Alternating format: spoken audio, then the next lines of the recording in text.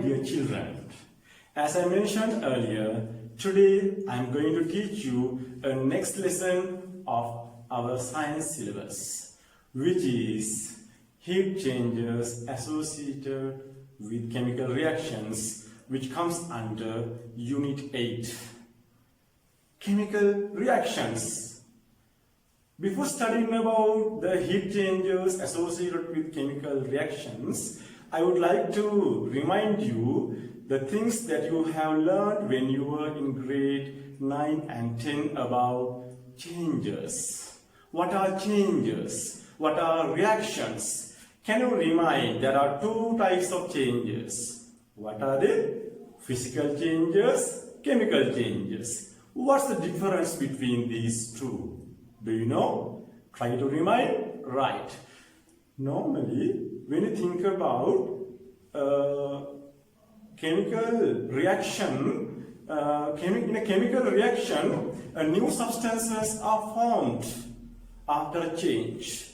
But in a physical change, no new substances are formed. What happens really is the arrangement of particles of the substance change, but no new substances are formed.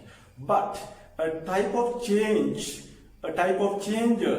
that occur in matter by forming one or more new substances is called as a chemical reaction. So can you remind some examples for both physical changes and chemical reactions in our grade 10 and grade 9 knowledge? Right. I'll tell you some examples for physical changes. You know that melting of ice, crushing of metal, and mixing salt and water. Those examples come under physical changes. Another thing I can remind you, after a physical change, the result or the product can be brought back to the initial stage or original state. But think about a chemical reaction. For example, burning firewood, burning a candle. Those examples, after the reaction, can we bring the result again to the original state? No. That's the main difference. After a change, if the result cannot be brought back to the original state, such changes are called as chemical changes. I think you can remind that in grade 9 as well as in grade 10, we learn a lot of examples for chemical reactions, a lot of evidences for chemical reactions. What are the evidences? How can we classify a certain change as a physical change as well as a chemical change or a chemical reaction? There are evidences. Can you remind? I hope you can remind. What are the evidences for a chemical reaction? Think about when burning firewood, you can observe evolving gases, evolving light, evolving heat, production of sound. Those are the evidences. I'm going to remind you all the evidences that we learned when we were in the grade 9. First one, change in color, change in temperature, change in odor, formation of a precipitate, evolving of gas. Those are some evidences for a chemical reaction. I think in daily experiences also we can identify some examples for chemical reactions, as well as in laboratory experiments also we can identify some chemical reactions. After studying about some chemical reactions, we can find out what are the changes, how it is associated with this unit, heat changes associated with chemical reactions. I'm going to do some chemical experiments using the materials collected from my home as well as from my science laboratory. First of all, I'll show you these chemical components and then we can do how these chemical reactions takes place and what is the relationship between these chemical reactions and heat. This is sodium bicarbonate. Commonly we call this as baking powder. Normally we all use this baking powder for bakery industry as well as when producing cake likewise. This is calcium oxide, or normally we call this as quicklime. This is used in laboratory as well as in our domestic activities as well as for agricultural activities, as I mentioned earlier, to reduce the acidity of soil. And this is urea. Urea we use in laboratory as well as in our domestic activities for agricultural activities as a chemical fertilizer, urea, CONH2 twice. This is sugar. Normally we all use sugar in our domestic activities for making cooking, making tea as well as other cooking purposes. This is hydrochloric acid. We know this is a strong acid we use in our laboratory for chemical reactions. This is sodium hydroxide. This is a strong base. As we learned in the previous lesson, this comes under strong base. This is a salt called ammonium chloride. This is the magnesium strips. I am going to use the magnesium strips for chemical reactions. Then let's learn how do we engage in these experiments. Dear children, as you know, when we heat sugar at home for our when preparing some certain food items, you know that the white sugar turns into brown color. Now I have heated white sugar, it has turned into brown color. Why is that? When heat is applied to white sugar, it turned into brown color. So this is because of the heat. This is a chemical reaction. Again, we can't bring this brown colored sugar into white sugar. Another experiment. As I explained you earlier, you know this is sodium bicarbonate or baking powder. You know, when using this baking powder for cooking purposes, what happens? This baking powder decompose or dissociate into subcomponents. Actually, this is a chemical decomposition reaction. So what happens is the sodium bicarbonate decomposes into sodium carbonate, carbon dioxide and water. These carbon dioxide gas particles are responsible for giving a porosity for bakery industry. And this is calcium oxide. In laboratory we call this as calcium oxide, but we know normally we call this as quicklime. Quicklime. You know, the quicklime is used by masons as well as farmers. Why do masons use quicklime? They use quicklime to make the calcium hydroxide pulp, or we call the pulp needed for making the pulp needed for plastering walls. Here I'll take some water into a beaker. I'm going to measure the temperature of this.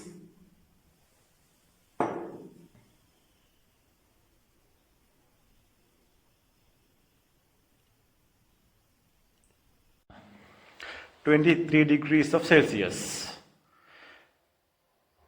Now I'm going to add calcium oxide, or which is commonly called as quicklime, to this beaker of water. As you know that calcium oxide is commonly used by farmers, right? For the time being, I couldn't find a stirrer, so that I'm going to use this to stir well.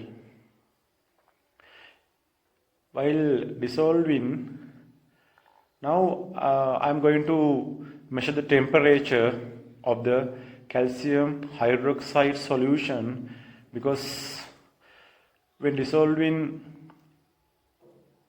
in water, calcium oxide becomes calcium hydroxide. Now it is clear the temperature has increased.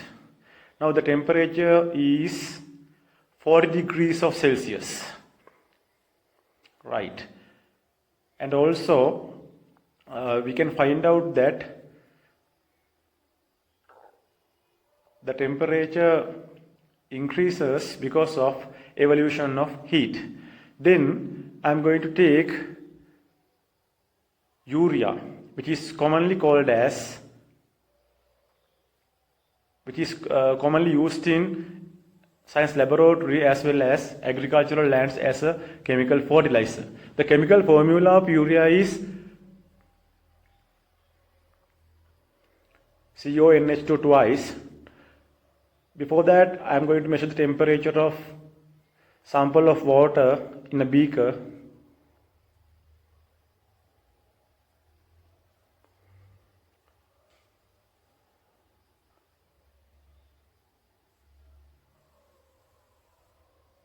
Now it is clear that the temperature of water is 23 degrees of Celsius. It is very important to bring the eye level in front of the mercury column. Then I am going to add small amount of urea.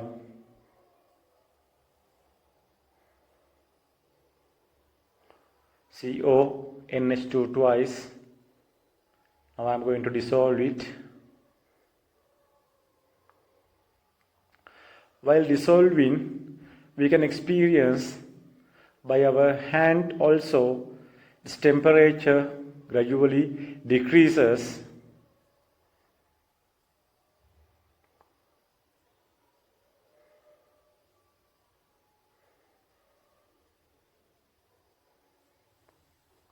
Urea dissolves well in water.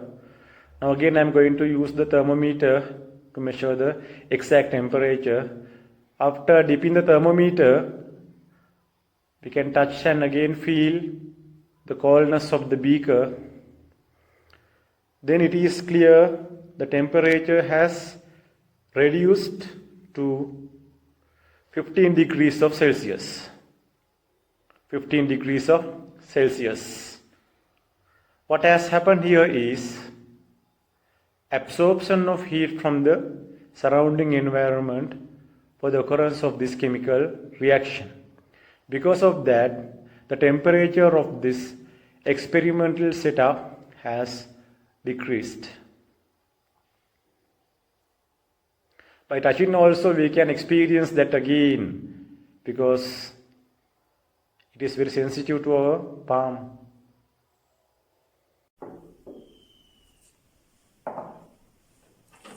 So these are several experiments that you also can do by being at home these days, as they are available in your homes. Those are very simple activities. So when doing these experiments, you all could observe very carefully. In some of the experiments, when heat is supplied, a change takes place. In some of the experiments, when heat is supplied, it decomposes into several subcomponents like sodium bicarbonate decomposed into sodium carbonate, carbon dioxide and water. And in this experiment, when adding the calcium oxide or quicklime into water, the temperature increases. You can observe that when masons prepare the pulp for plaster in the walls, they never mix them by using the hand. They use a wooden stick, a rod or something, because they know that it produces large number of heat because of this chemical reaction.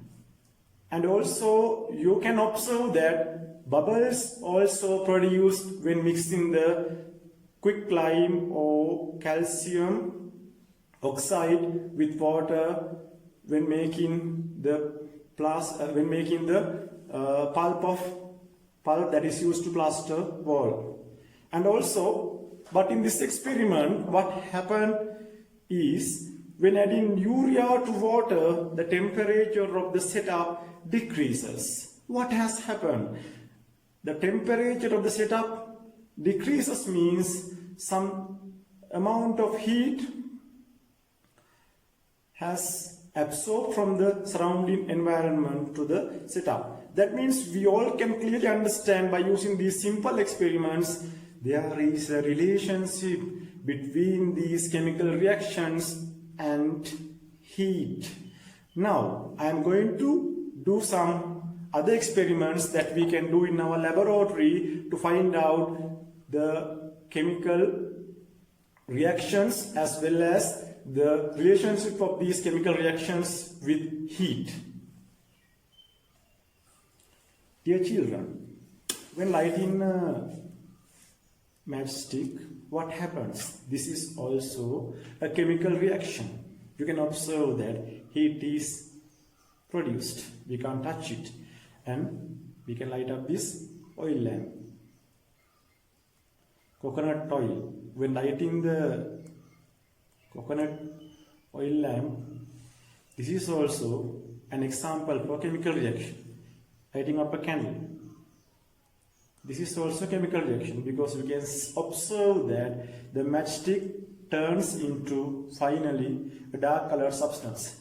I am asking a question. Can you bring this dark colored substance into the original matchstick? No. You could observe, I think, that evolution of smoke and also production of light, and also we can touch, we can bring our hands closer to the flames and we can observe that the evolution of heat energy by these experimental setups.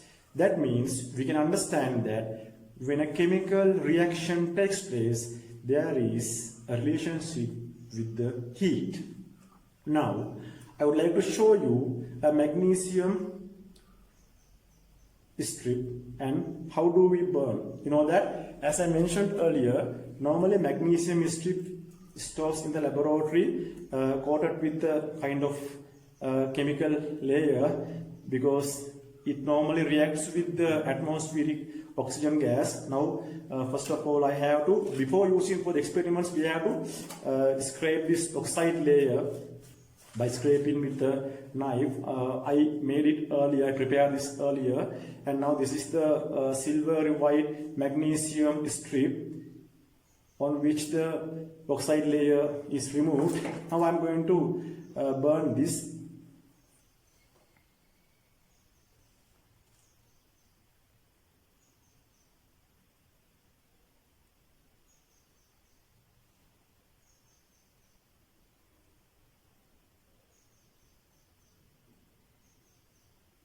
It is better if we have a split lamp or a Bunsen burner.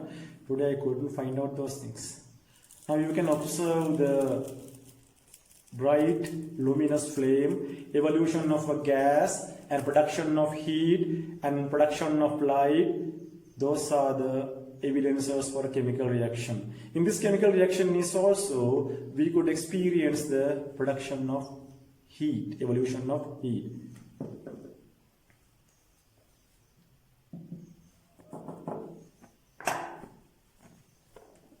Right, now I am going to do another experiment in the laboratory.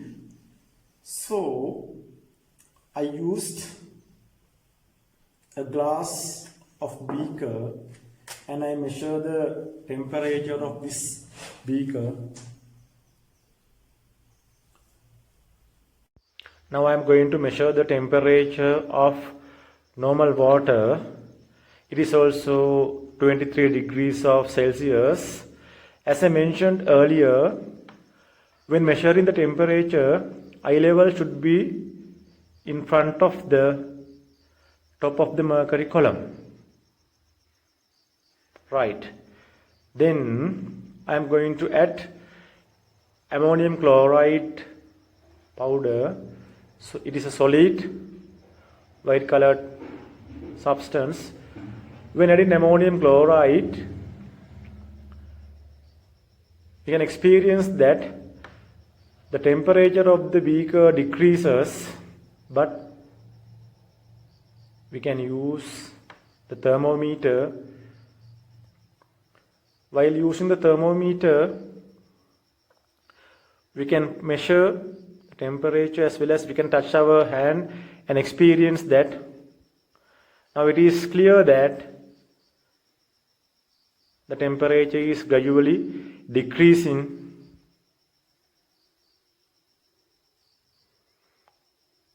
Yes. Now temperature shows as 14 degrees of Celsius. Right. What has happened? That is because of the absorption of heat from the surrounding environment. Right. Now I am going to do another experiment. This is the diluted hydrochloric acid prepared by using this concentrated hydrochloric acid present in this bottle. Earlier I prepared this diluted hydrochloric acid. And also keep in mind, dear children, when producing the diluted hydrochloric acid, we have to add concentrated acid into the water through the wall of the container. Here also we have to measure the temperature of the diluted hydrochloric acid.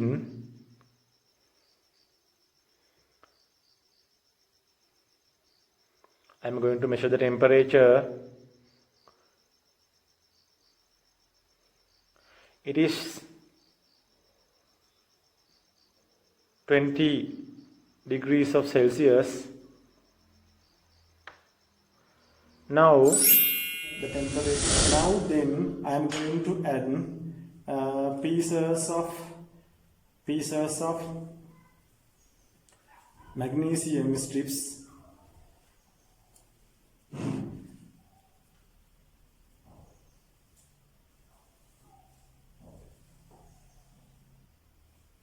After measuring the temperature of diluted hydrochloric acid solution, I am going to add small pieces of silvery white magnesium strips into that. You can observe what happens here. You can observe that gas evolves and air bubbles produce here. And again I am going to use the thermometer.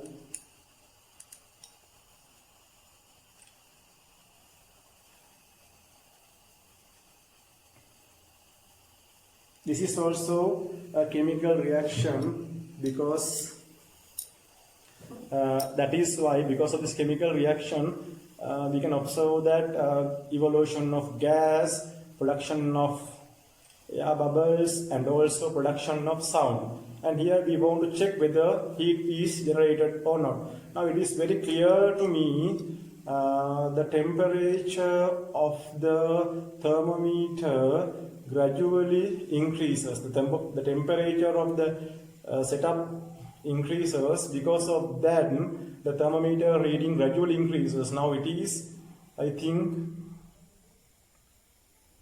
closer to 80 degrees of Celsius. You can see that what has happened. The temperature of this setup has increased because of this chemical reaction.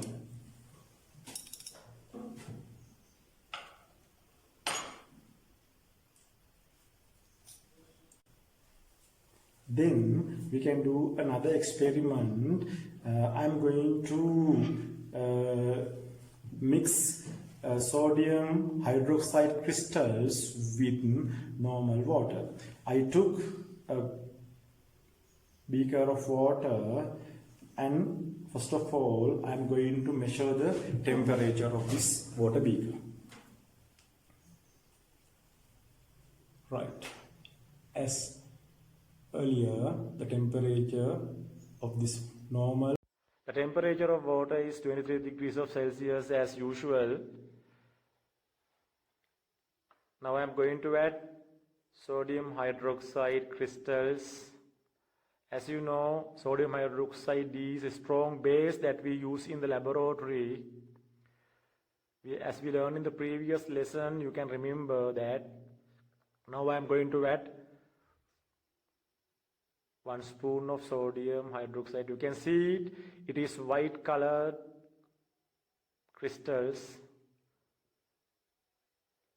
And I am going to add another spoon, and then I stir it well.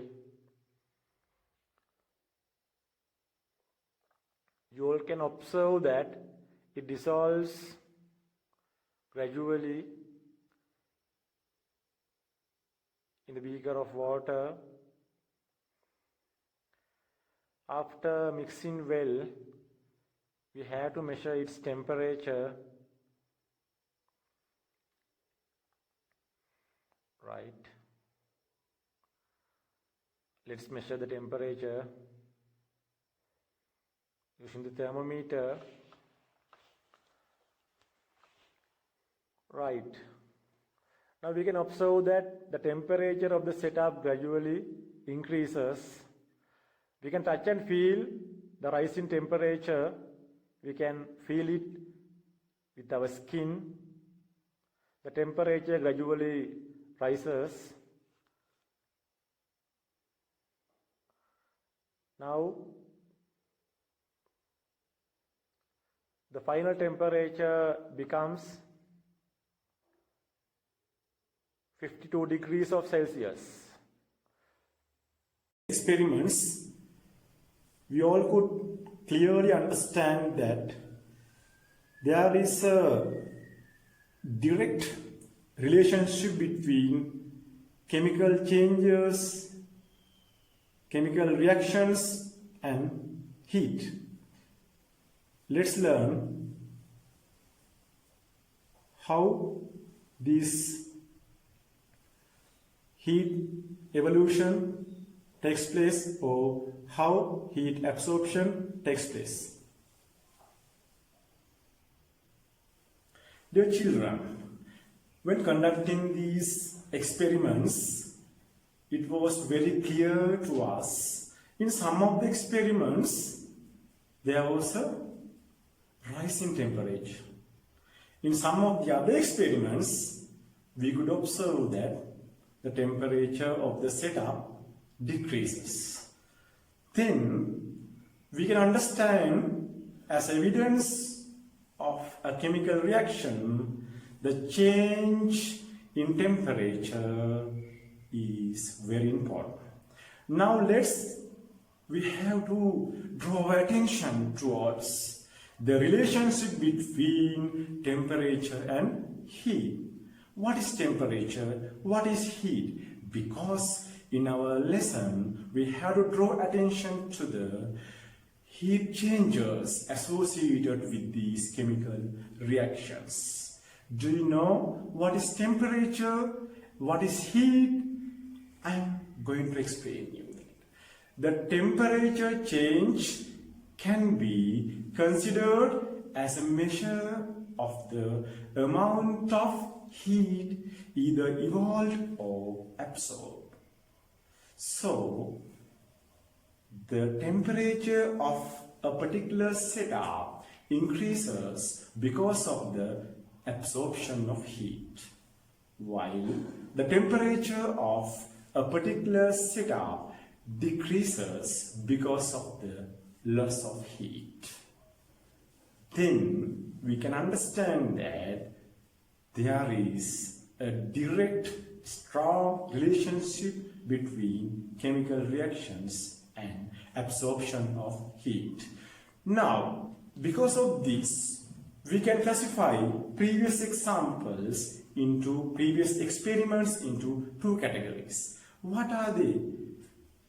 experiments or chemical reactions which evolve heat, or experiments or chemical reactions which absorb heat. Based on this, we can classify all these chemical reactions into two categories as endothermic reactions and exothermic reactions. Do you know what are endothermic reactions? What are exothermic reactions? It's very clear and simple. Chemical reactions which release heat are called as exothermic reactions. Similarly, chemical reactions which absorb heat during the chemical reaction are called as endothermic reactions. I hope that you will be able to categorize all these experiments that we did earlier into these categories. Let's remind about the experiment sodium hydroxide crystals and water. What happened? The temperature of the setup increases. That is due to the evolution of heat from the setup. And also, I'm going to draw your attention to the reaction ammonium chloride and water. During this chemical reaction, what happened? The temperature of the setup gradually decreased.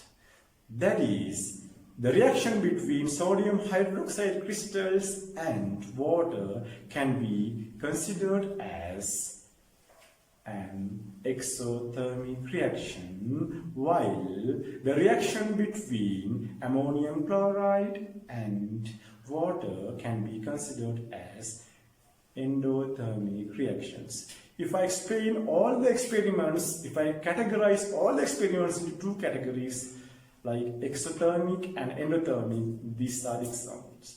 If you want, you can note it down.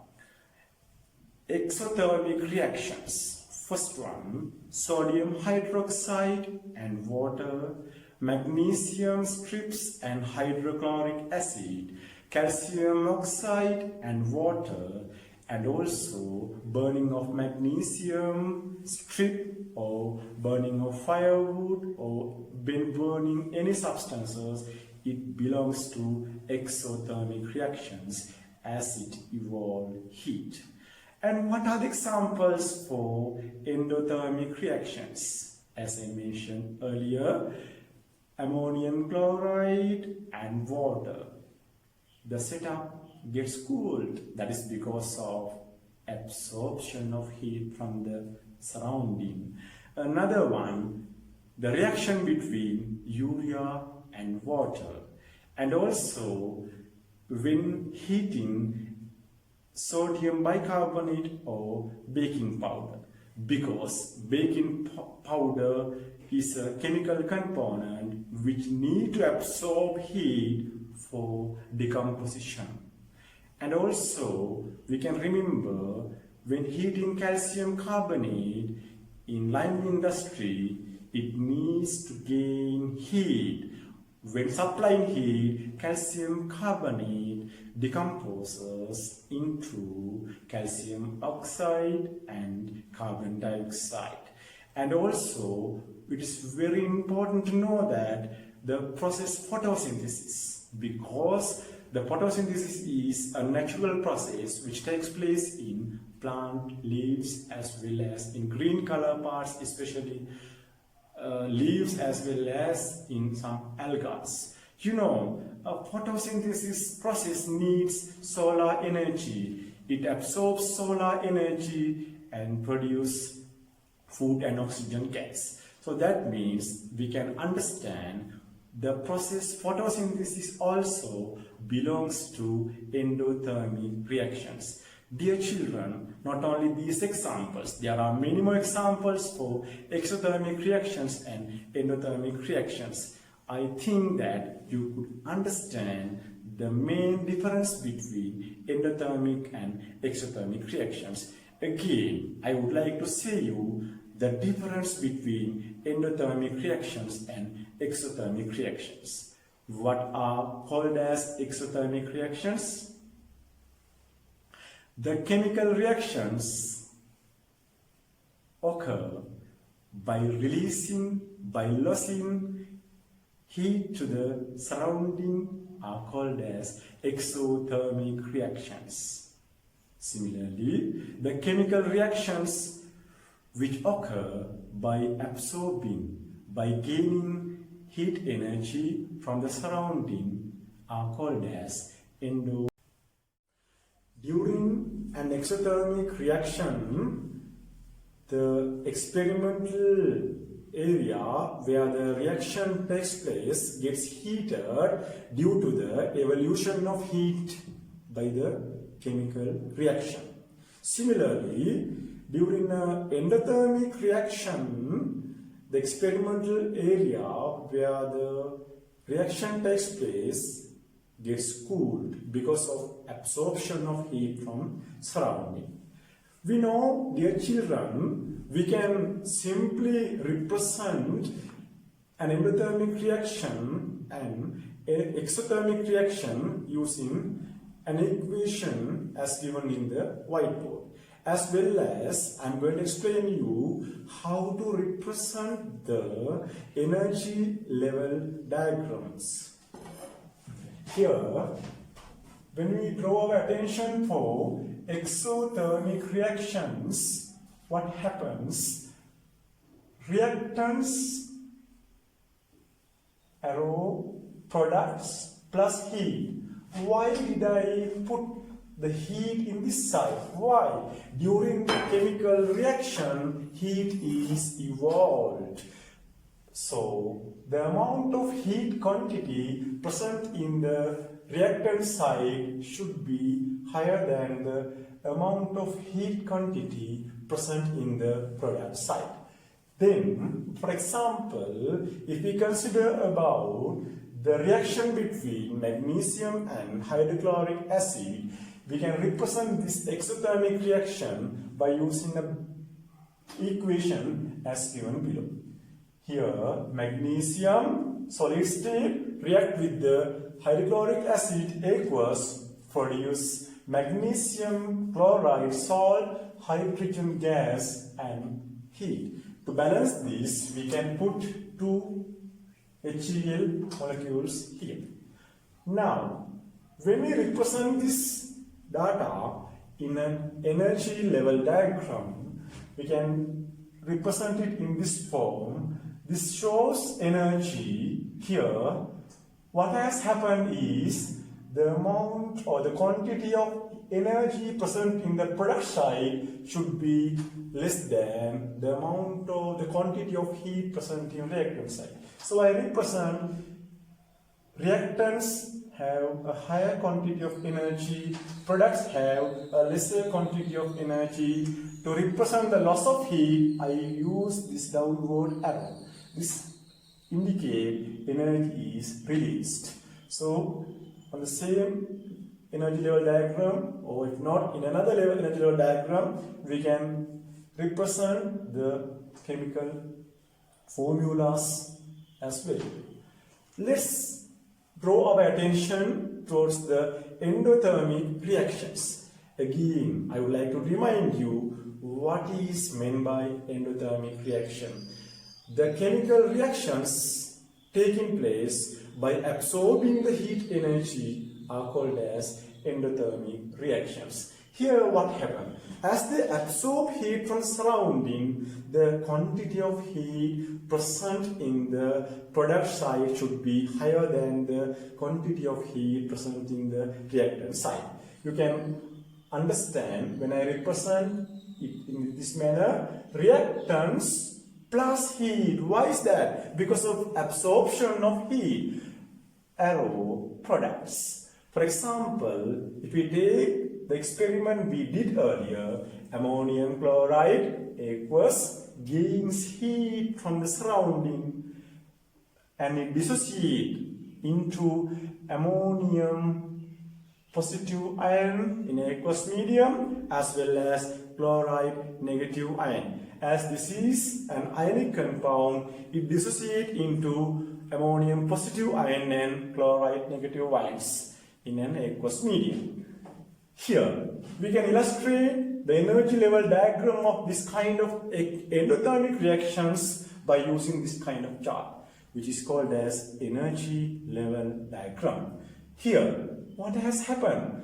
The quantity of heat present in products should be higher than the quantity of heat present in the reactants. Why? Because reactants absorb more heat from the surrounding. That is why I represented that. Reactants gained energy to form products. Here, energy is absorbed. The increase of energy is shown by this upward arrow. We can observe all those things clearly. I hope that you can understand the difference between exothermic reactions and endothermic reactions and how to represent the energy level diagrams of exothermic reactions and endothermic reactions. Let's do some experiments related to these exothermic reactions. Now we are going to do an experiment to find out the heat changes that occur during the neutralization between sodium hydroxide and hydrochloric acid. I am going to explain you this experiment along with the given video. For this experiment, we have to use a calorimeter. Do you know? A calorimeter consists of two vessels, outer vessel and an inner vessel. The space between these vessels acts as a heat insulator and hence there is very little heat exchange in between the inner and outer vessels. Thermometer measures the temperature of liquid in the inner vessel. The stirrer functions in such a way to stir the liquid to distribute the temperature throughout the solution. Now you can observe the structure of calorimeter.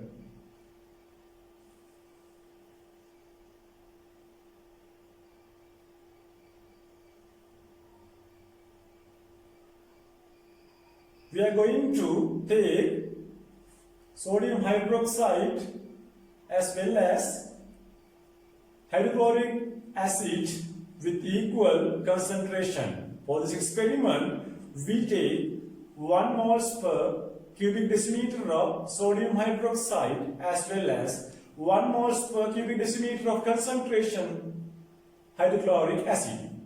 Calorimeter was cleaned and dried. It 0.6 grams. Then we have to measure 50 cubic centimeters of NaOH solution into the calorimeter, and then we have to measure the initial temperature of sodium hydroxide solution.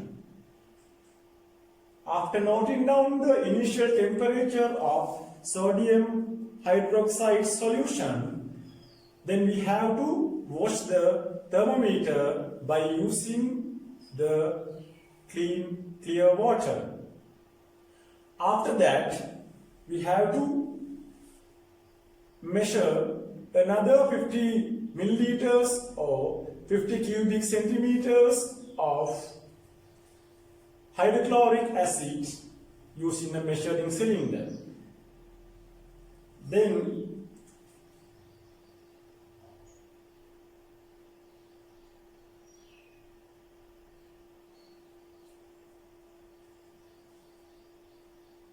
this shows how do we measure sodium hydroxide first.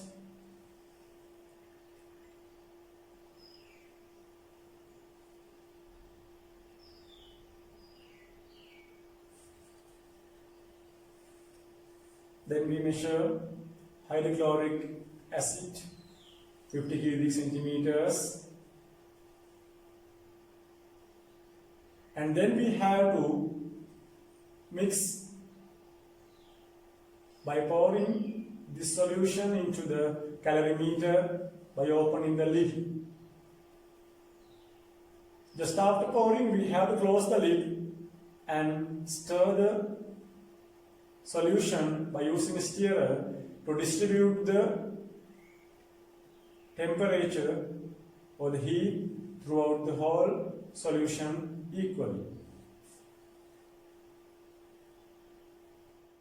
Find out the heat change that takes place during this chemical reaction, sodium hydroxide and hydrochloric acid. Do you know, children, there's a formula to find out the heat change. I think that in next lesson you will be able to study about how this formula is derived. But today I am going to teach you how to find out the heat change using this formula. This formula is Q equal mc theta. You have to understand the meaning of these symbols.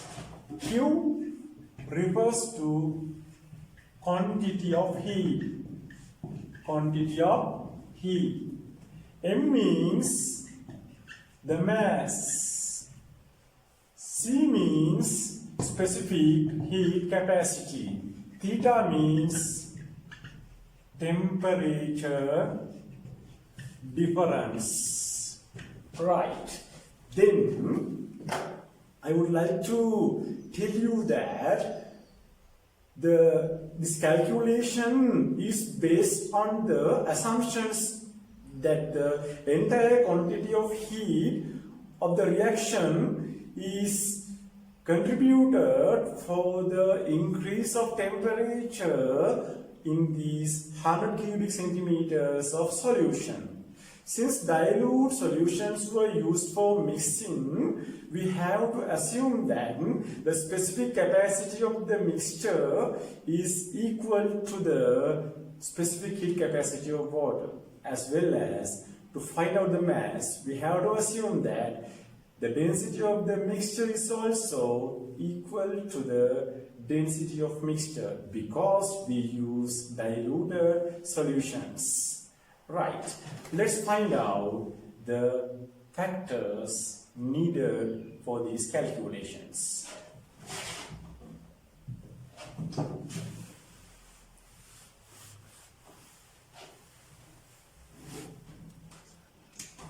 How to find the mass? Mass. First of all, we should find out the volume of the mixture. We know it is 100 cubic centimeters. We know that the density of water is 1 grams per cubic centimeter. Density of water 1 grams per cubic centimeter. So we want to find the mass of this mixture. How to find? You know the formula? Mass. You know the formula? Mass can be found by using the density. This formula, density into volume. So you know that density is 1 grams per cubic centimeter. Volume is 100 cubic centimeters. We can cut off these units, so we will be able to find out the mass of the mixture is 100 grams. Now we can assume that the mass of the mixture is 100 grams, and then we suppose the specific heat capacity of this mixture is equal to water. As you know, specific heat capacity of water is 4,200 joules per kilograms per Kelvin, or we can say Kelvin or Celsius. Right. Then let's find out the heat change. The Q means quantity of heat. Right.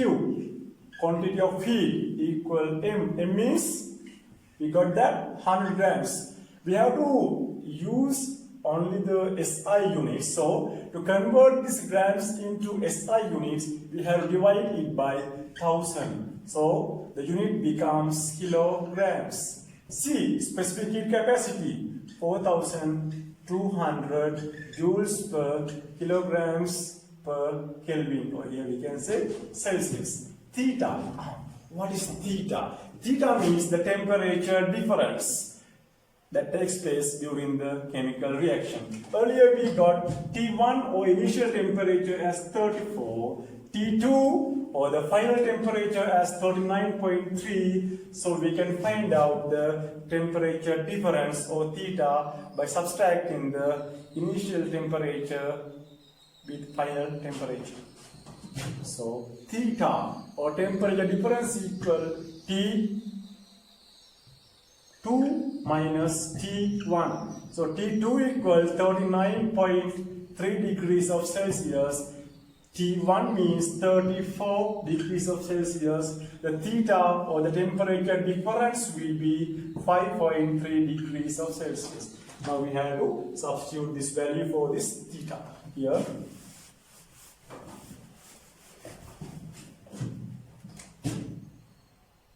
.3 degrees of Celsius. Now we can cut off for the kilograms minus our Celsius. So two zeros. Now we will be able to get the answer. It is clear that the answer will be 2226 joules. We can simplify this as 2.23 kilojoules. That is the quantity of heat evolved during the neutralization of sodium hydroxide and hydrochloric acid. Right, we found the quantity of heat evolved when 50 cubic centimeters of NaOH reacts with 50 cubic centimeters of HCl, but the concentration of both these solutions was 1 moles per cubic decimeters. Now we want to find out the amount of moles present in 50 cubic centimeters of each solution. Let's see that amount of moles of NaOH in 50 cubic centimeters of 1 moles per cubic decimeter of solution are here 1000 cubic centimeters consist of 1 because the concentration is 1 moles per cubic decimeter. If that much contain that much, how much of moles are present in 50 cubic centimeters of NaOH solution? Here we can find out the answer. It will be 0.05 moles. Now it is very clear to you. 50 cubic centimeters of NaOH consist of 0.05 moles. Similarly, we can find out the amount of hydrochloric moles present in 50 cubic centimeters of HCl. Let's see that amount of moles of HCl in 50 cubic centimeters of 1 moles per cubic decimeter of solution. 1000 consists of 1 mole. 1000 cubic centimeters consist of 1 mole. If so, how much moles are present in 50 cubic centimeters? We can find out here also. The answer will be 0.05 moles. Now, then we want to find out the quantity of heat. The quantity of heat evolved when 0.1 moles of NaOH reacts with 0.1 moles of HCl. Now, can we able to find The quantity of heat evolved if 1 mole of NaOH react with 1 mole of HCl, because we got only the quantity of heat evolved during 0.05 moles. Let's see that. How to find that? Through this, we can find out the quantity of heat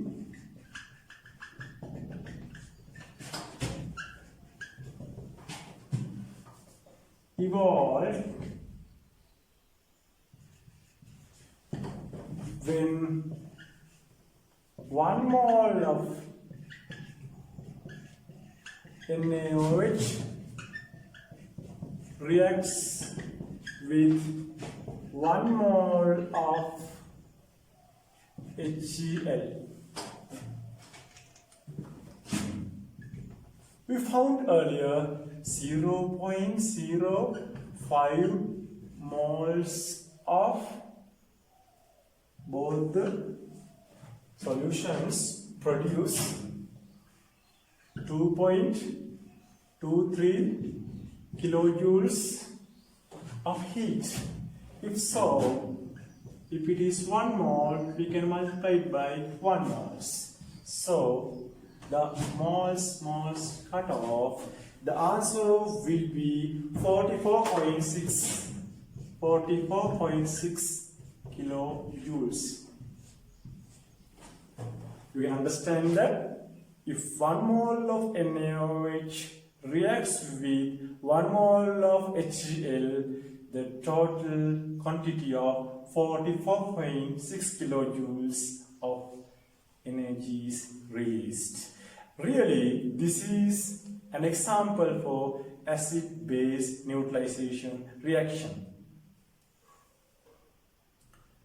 Right, dear children, really, when conducting this experiment, little loss of heat to the surrounding as well as absorption of heat to the container may occur.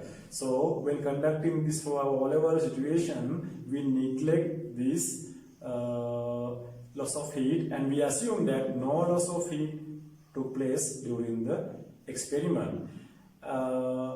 Then we can finalize our lesson by using this equation. You know that what happens is sodium hydroxide base reacts with hydrochloric acid forming sodium chloride salt and a water molecule. As we learned in the unit 7, this is a better example for acid-base neutralization. This is the end of this lesson and the unit.